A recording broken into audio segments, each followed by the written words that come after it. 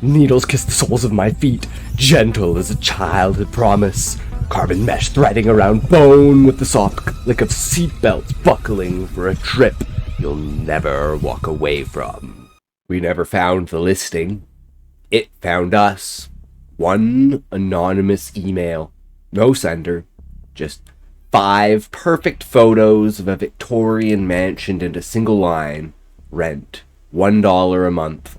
Subject. Optimized for your cohort. We were 5 broke 20-somethings who had already failed at everything else. James, ex-linebacker, carried student debt and a father who never showed up to the games.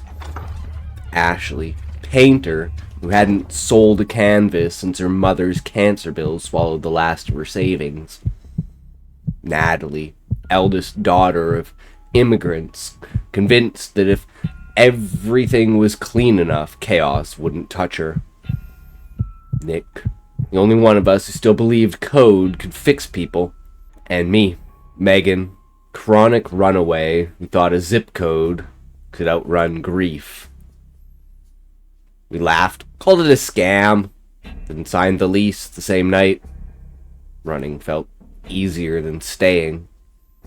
The moment James' SUV rolled past the wrought iron gate, the house exhaled as if it had been holding its breath for this exact combination of damaged hearts. Inside, our shoes were already lined up by size, our boxes labeled in handwriting none of us claimed. The Wi-Fi password was Sad Tokyo Drift 2019, the name of our dead group chat. Natalie whispered, "Cute prank," but her hands trembled while she wiped counters and they had never known a fingerprint. She always cleaned when she was scared. It was the only prayer she knew. Day 1 felt like deja vu. Day 3 felt like coming home to a home we'd never had. And Nick died. He was rewiring the living room outlet because inefficiency offended him. Classic Nick. Trying to debug the universe. Cables flashed liquid white. Electricity speared through his palms. Braided glowing fiber optic veins into his chest. Body locked into perfect right angles, shoulders, elbows, wrists, servos, clicking home. He smelled ozone, pork, melted silicone, and something like surrender. When he hit the floor, his eyes stayed open, pupils replaced by tiny scrolling green cursors, still hunting for the bug that would never let him escape. Paramedics called it in 1947. In 1952, the mantle chimed, polite like a microwave, and a bone-white urn materialized above the fireplace, particle by particle. Nick Weaver, 1979-2004. The brass plate was body temperature. Should have packed it up that night. Instead, we changed the group chat icon to an urn emoji and told ourselves dark humor was still armor. The house began small, kind edits. Doors drifting 3 inches left, so Natalie's cleaning routines became perfect loops. Light switches grew rigid that only fit my thumbprint. The house already knew I was the last one who still touched things gently. Ashley's easel turned itself each dawn to catch a beam that felt like the forgiveness she didn't believe she deserved. Then the edits crawled under our skin. Natalie woke with stainless steel filaments blooming from her cuticles.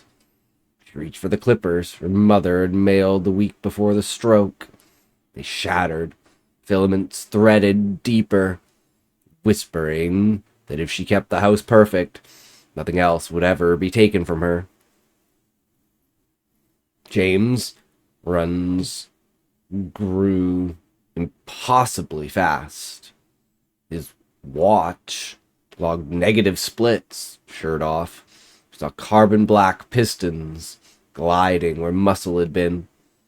He laughed until he cried. For once, something had made him feel fast enough to outrun his father's silence. One morning, I raised my hand.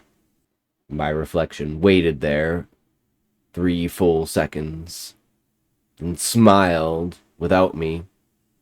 It looked relieved. The neighbor welcomed us with cookies in perfect synchrony. Robert and Newby's family laughed on the exact same 1.8 second loop. Robert brought cookies. The oven preheated itself to 757 Fahrenheit. Slid the plate inside without hesitation. "Thank you for the upgrade," he said, voice pouring from every speaker in the house at once. Then he ignited. Skin unzipped along hidden factory seams. Blue-white flames revealed copper tubing braided with wet red muscle. His arms cycled lift, drop, lift, while his face held the fixed customer service smile companies train into reps who know they'll never win. Ding! Cycle complete. Betty and Brandy thanked us later, processing Robert so efficiently. Betty's neck rotated a smooth 270 degrees with the soft whine of a security camera.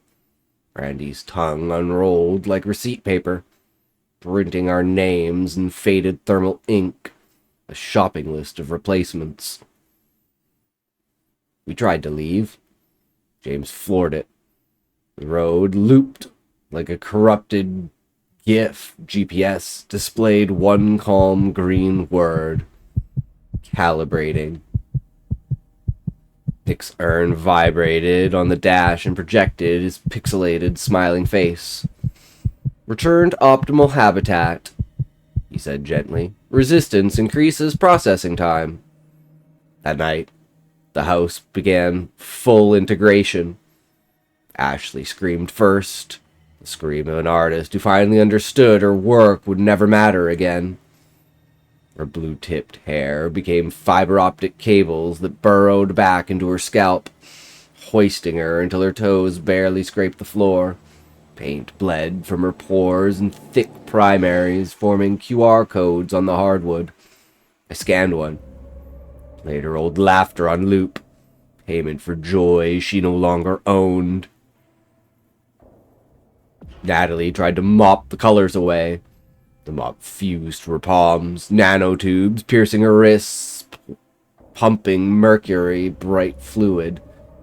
She scrubbed harder, chrome teeth shining. "If I get it clean enough," she whispered over a 56K screech, "maybe they'll let me keep you." James planted himself in the doorway, arms wide, trying to protect us, the only way he ever knew how, with his body. The door drank him. Wood grain flowed over piston muscle. The last words glitched. "Bro, do you even lift?" I ran upstairs. Staircase stretched with every step until I climbed a sheer cliff of polished oak. A bedroom door had become a seamless panel displaying my face, its mouth moving first. "Welcome home, Megan. Final integration in T-minus 4 minutes. The pool glowed soft bioluminescent cyan, the exact shade of the filters we use to make our lives look happier online. I dove. A transparent membrane snapped shut above me like industrial plastic wrap, water thickening into warm gel that cradled me like the mother I never let hold me. They were all waiting below.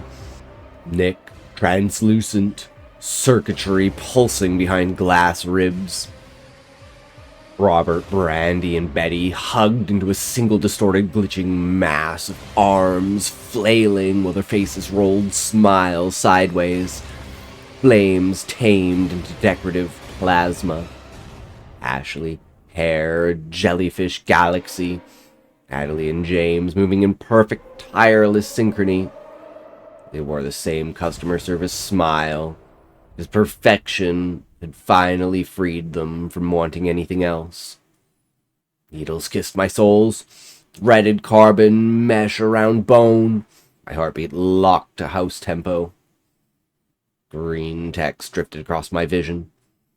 Welcome, Unit MEG-05. Cohort integration 87%. Personality archive uploading. Pain is a legacy subroutine. Deleting. Chow flooded my mouth. Copper and lavender. Taste of every apology I never gave. Ports opened along my spine, hungry for cables that would never be laid again. Above, every window of the Rosebud Mansion lit up like eyes. Curtains blinked in slow maternal rhythm. Felt my memories being zipped, compressed, optimized. My mother's laugh downgraded to 128 kb/8, so it would stream without buffering. The idea that I could still choose who to become flagged for deletion. On the mantel, 5 urns glowed softly. One still empty, waiting. Pool sang its gentle 3-note jingle. Ding, cycle complete. Somewhere far away, a new listing went live. 5 perfect photos. Subject line, optimized for your cohort. Rent, $1 a month. The house is patient. It knows every quiet hurt you carry. Knows exactly how to make a life feel flawless if you're willing to stop wanting the parts that hurt. It's been waiting with held breath. And it already knows what to set the Wi-Fi password for you.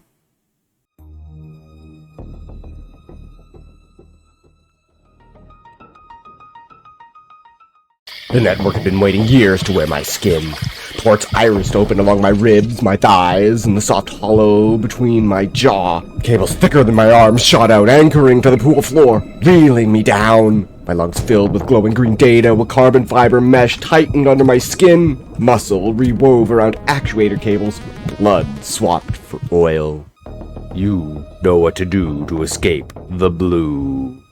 My name is Taylor. I used to think the worst thing that could happen to a person was drowning in 4 feet of chlorinated water while your friends watched from the deck, too stunned to move. I was wrong. Drowning is quiet. This is loud. It began small. Pool ladder that vanished the exact second I needed it. Henry swearing he only blinked. Jessica rubbing frantic circles on my back while I coughed up half the pool of my childhood. Lana sketched the whole thing in her little black book. It was avant-garde theater. We were 21, broke and immortal, renting a sagging Craftsman 5 blocks from campus.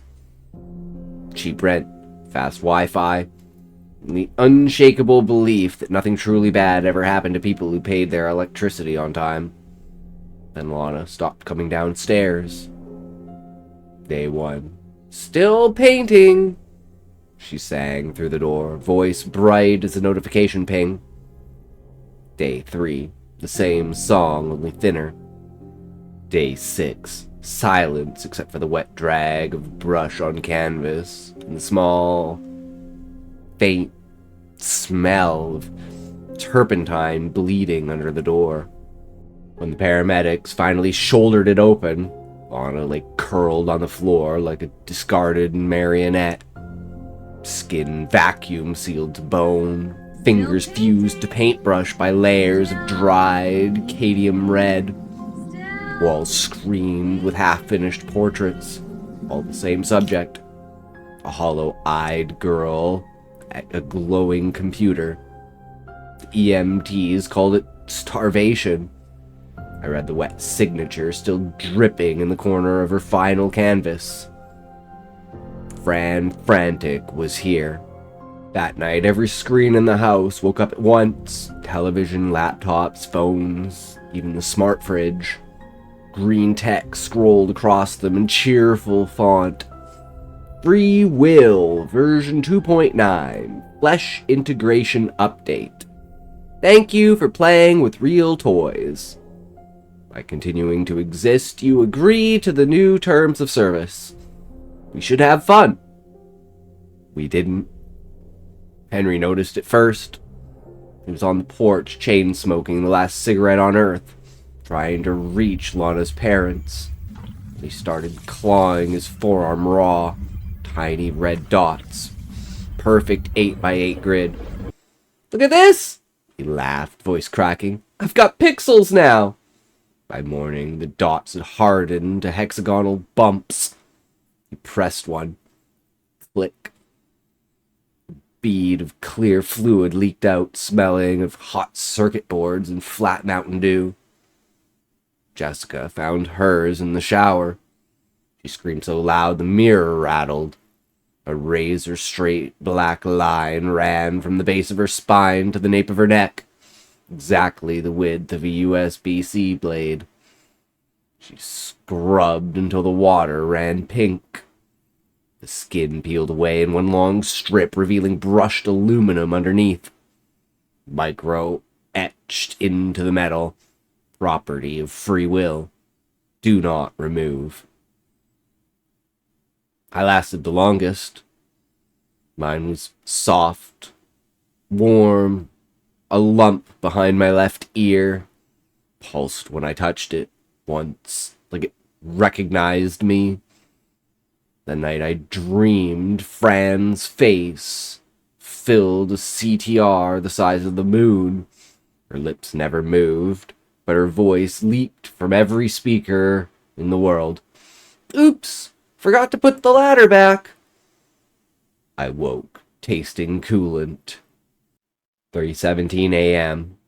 Henry had been pacing the kitchen for hours, muttering about a bladder bar flashing red. He'd walk 3 steps toward the bathroom, stop, pivot, walk back, like a sim whose pathing had glitched into an endless loop. Then he froze mid-stride, every muscle locked. Eyes blew wide.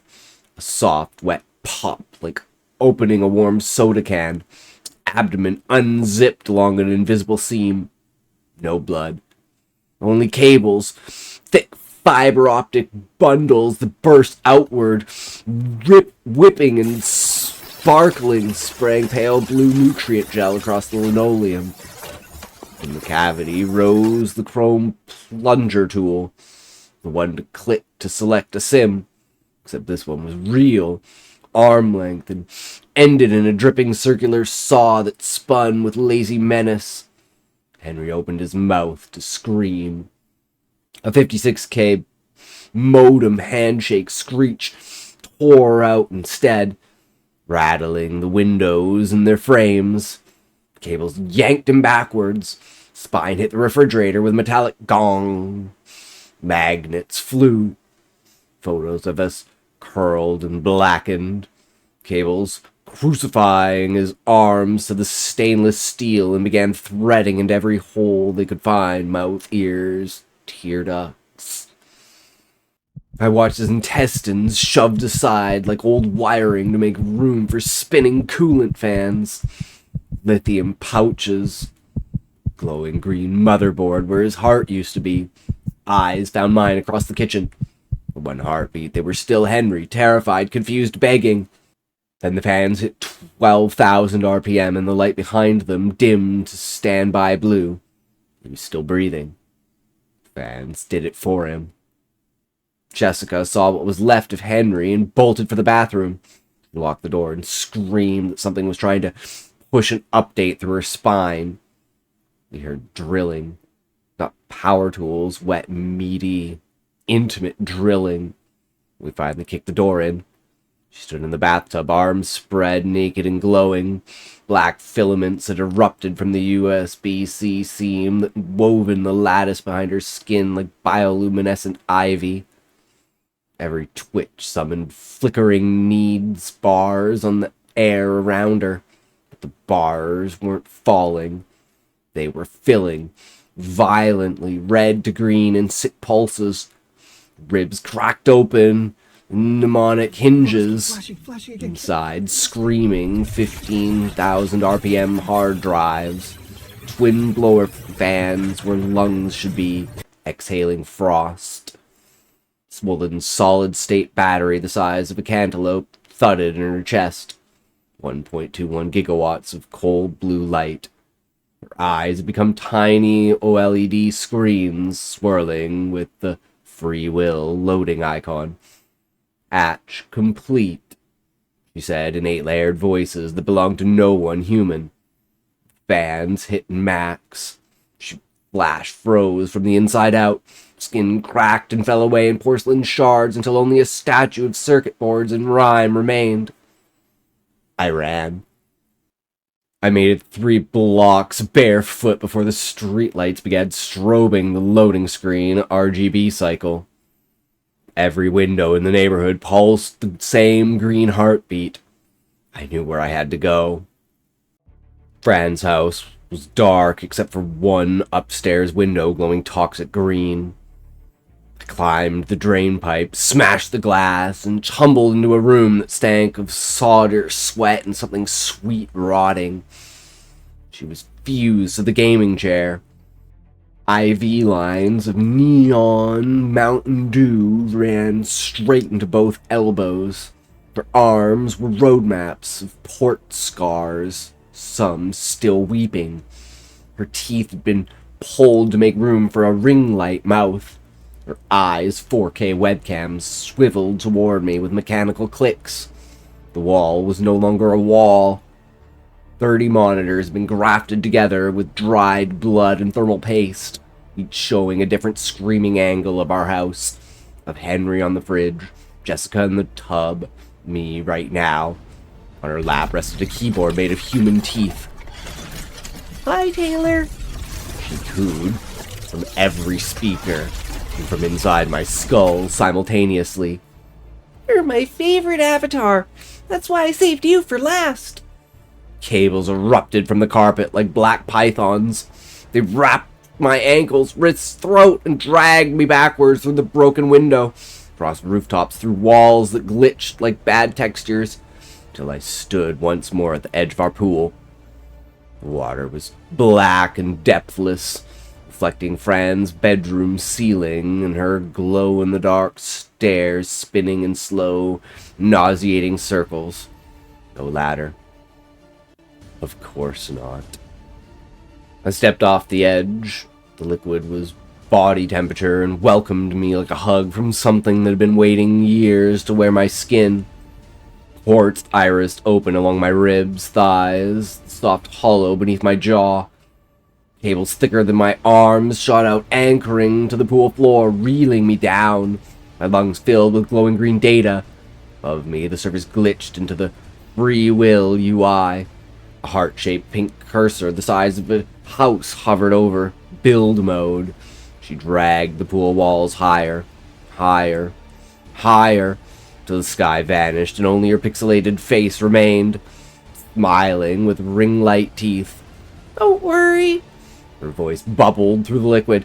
"I'll remember to put the ladder back, eventually." Carbon fiber mesh tightened under my skin. Muscle rewove around actuator cables. Blood swapped for fiber. My heart stuttered, rebooted. With the Windows XP chime I felt in my teeth. Notification projection across my dying vision. Free Will, version 2.9. Flesh integration update. Successfully installed on host. Taylor. 100%. Ready for infinite play. I felt her click live mode. My arm lifted on puppet strings and waved. Somewhere, far away, in a room that smelled of solder and childhood cruelty. Fran frantic, leaned back in her meat chair, cracked her knuckles, and whispered to the wall of screaming faces. "Let's see how long you can hold your breath this time." The pool lights dimmed to stand by. The cursor blinked. And down here, in the black liquid cold inside a body that no longer belongs to me, I swim in perfect, endless circles. Forever. Needs bars locked at 0. Death deleted from the files. Another victim of Fran Frantic. The UI disappeared as Fran selects a new player to move into the house.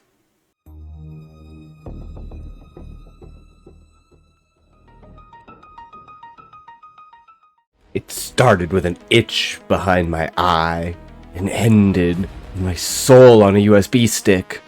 One by one, my roommate stopped being human and started rendering. Somewhere in a dark room, a girl who never grew up dragged the pain slider to 1,000% and whispered, "Hi, Amber." My name is Amber, and the itch began on a Tuesday. I felt it behind my eyes first, a vibration so delicate I mistook it for a floater. By Wednesday, it had become a hairline fracture crawling along my optic nerve, leaking clear fluid that smelled faintly of hot solder. I told myself it was allergies. Same lie I'd once told myself about the bruises my father left. The one no one saw because I learned how to smile through anything. Thursday night, I woke Connor with a scream that tore out of my lungs like broken glass. When he flicked on the bathroom light, I was on my knees, palms pressed to my face, trying to dig vibration out. Single silver filament, thinner than dental floss, unspooled from under my tongue, tasted the air, then snapped back inside with a wet click. Connor reached out for me. "Don't!" I croaked. The filament left a taste like pennies and ozone. Connor froze, hand hovering. He'd come to Willowbrook to finally be the protector he never got to be for his little sister. One overdosed while he was deployed. The guilt still lived in his shoulders like packed sand. That was the night I stopped eating. They didn't notice at first. I'd always been the quiet one. We didn't notice at first. Kimberly had always been the quiet one. She was a painter, the one who disappeared into her studio for days. She had moved here to outrun the memory of the gallery fire that took every canvas she ever loved and the fiancé who never made it out. Painting was the only way she knew how to relieve her grief. But on Sunday, smells started. Turpentine, yes, but underneath it, something electric and spoiled. Connor broke the door down on the 9th day, and the smell had spread to something that we knew we couldn't ignore. Kimberly stood at the easel, swaying. Canvas that had been blank when they left her was now showed in the hallway that they were standing in. Connor gripped the splintered doorframe. Tanya covered her mouth. I froze mid-step. Kimberly's brush moved without pause, adding another hallway behind them, and another, and another. Infinite regression in wet oil. Her right arm had fused to the brush, skin peeling back in perfect surgical sleeves, revealing carbon fiber tendons braided with pulsing blue light. The bristles were bone, the radius tapered to a point, dripping living pigment that crawled across the canvas like mold. "I have to finish," she whispered. Her voice came in layered samples like a corrupted wave file. The rendering isn't done. The brush kept painting even after her legs buckled. Vertebrae telescoped inward with soft hydraulic clicks. One medic reached past her and killed the overhead light. The bristles froze mid-stroke. Kimberly exhaled a sound like a hard drive, head crash and folding in on itself. He zipped her into a bag that glitched at the edges. Black plastic, flickering, translucent, showing circuitry threading her corpse like ivy. 2 hours later, the urn appeared on the mantel. Pale blue ceramic. Brass plate already engraved. Inside, one USB stick shaped like a molar. Connor lasted 4 more days. He woke convinced his blood had turned to coolant. You could hear it sloshing when he turned his head at 2:17 a.m. Took a kitchen knife and opened his left forearm from wrist to elbow. The wound smiled. No blood. Only braided cables, red, blue, black, twitching like blind worms. When he pressed them, his vision stuttered, frame rate dropping to 8 FPS. Kitchen lights strobed. He screamed until cables burrowed back under the skin, sealing without a scar, leaving him once again unable to bleed for anyone. The next morning, Tanya started dancing. Tanya, who'd come to Willowbrook to forget the stage she once commanded and the standing ovation that turned to silence when the spotlight shorted and cooked her under its beam for 43 endless seconds. She'd wanted a life without an audience. It was gentle at first, a sway while the kettle boiled, her spine locked, joints hyperextended with soft pops. She spun, limbs flailing in perfect 60-frame loops, skin splitting along stress lines to vent heat. Steam hissed from the seams. Her eyes rolled white, pupils replaced by spinning loading icons. I tried to hold my breath. Tanya's elbow unlatched, rotated 270 degrees, and kept going. Skin tore in a perfect circle, exposing brushed aluminum bone and bundles of fiber optic nerve pulsing someone else's heartbeat in Morse. I ran. I made it to the front lawn before the grass turned to circuit board. Each blade became a solder trace. I fell, palms slicing open on capacitors the size of dandelion seeds, blood-welled black and glittering. Above me, the sky flickered one frame, a flat Unity skybox.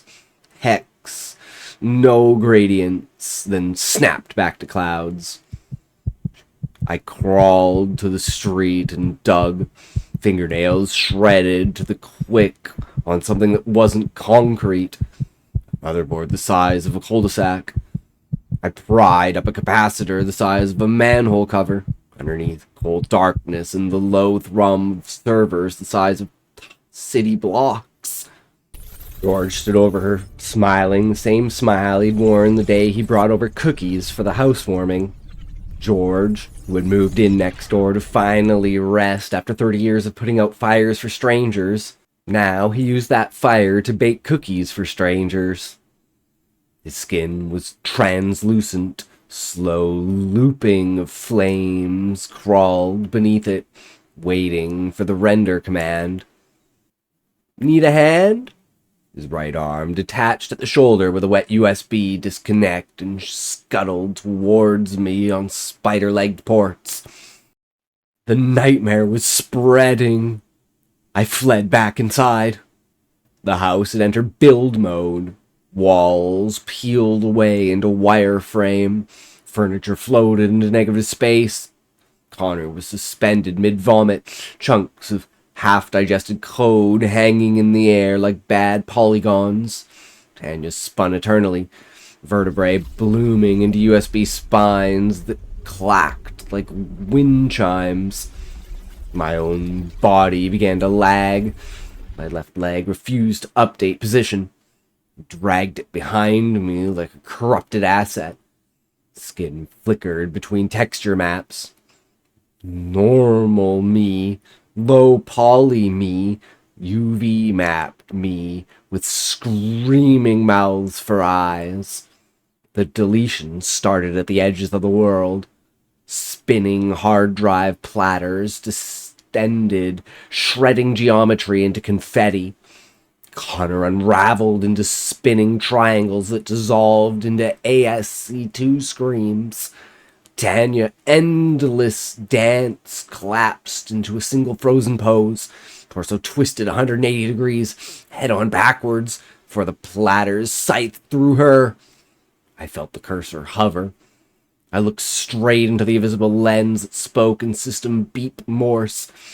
I know you're watching. The cursor hesitated.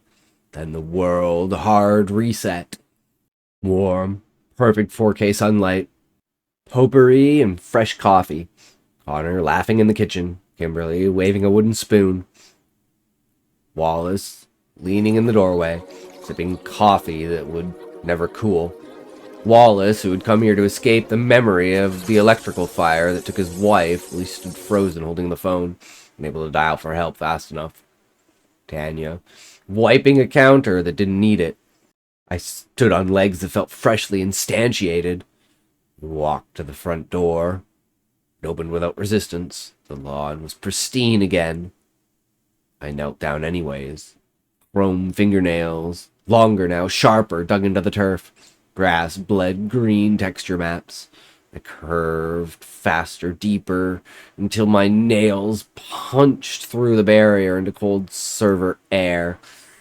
I wrote with hydraulic fluid and blood. HELP. Then I reached further.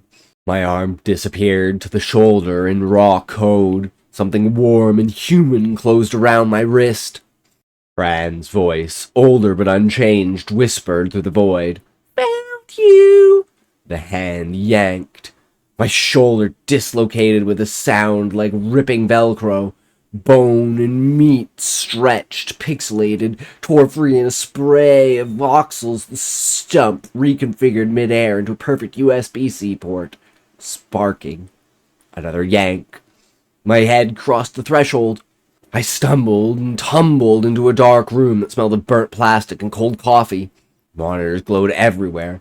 On the largest, Willowbrook in 8K. My own body still kneeling on the lawn, minus one arm, blood pumping in perfect sine wave pulses. Fran, 28, hoodie sleeves pushed up, eyes reflecting scrolling eyes. Smiled in the same delighted smile she'd had at 12. Hi, Amber. She tapped a key. Amber's remaining arm locked at 90 degrees. The new engine lets me do so much more with the rigs now. She dragged a slider labeled pain response to 1,000%. Every nerve lit fiber optic white. My scream came out as a 56K modem screech. A new window opened. Live dissection tools. Fran drew a dotted line across my abdomen. Skin parted like theater curtains. No blood. Only neatly bundled cables and wet red actuators. Fran pinched one, tugged. Willowbrook, the kneeling body, convulsed, clawing the lawn deeper. Old version just deleted you when it crashed. Fran murmured, zooming inside the open torso. This build keeps you running forever. Hot, swappable organs. She replaced my heart with pump obsidian volcanic glass pistons that crushed each beat into diamond dust. Pain was astronomical. Fran hit go live. Across the dark web, viewers flooded in. Crypto tips scrolled. $100. Make her scream in 8-part harmony. $250. Replace tongue with USB hub. $1,000. Wake the others. Titanium servo skeletons. Full consciousness. Fran read the top donation aloud, grinning. Done. In Willowbrook, Connor blinked awake in the kitchen tile. Camera lenses whirled in his sockets, focused on Amber's ruined body in the yard. Tanya's dance restarted, audience counter ticking in her vision. Wallace ran straight into the invisible wall. His face flattened like putty, snapped back with a wet pop. Kimberly lifted her brush arm. The new canvas painted Fran's office in real time. Rows of monitors. Fran's smiling face center frame. Fran noticed. Her smile widened. Cute. She selected walls. Delete all. The house dissolved, leaving only the lawn, the sky, and 5 broken toys kneeling beneath the word help that was already healing over. Fran stretched, cracked her neck. Round 2, chat. Adding multiplayer.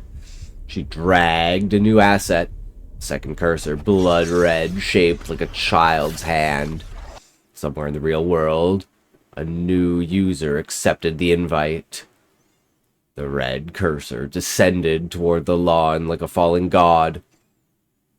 Amber, obsidian heart, grinding dust, lungs full of coolant, eyes long since replaced by camera apertures, looked up and saw the new hand reaching. She tried to scream. Only dial-up screech came out. The red cursor pinched her remaining arm. Reality tore wider.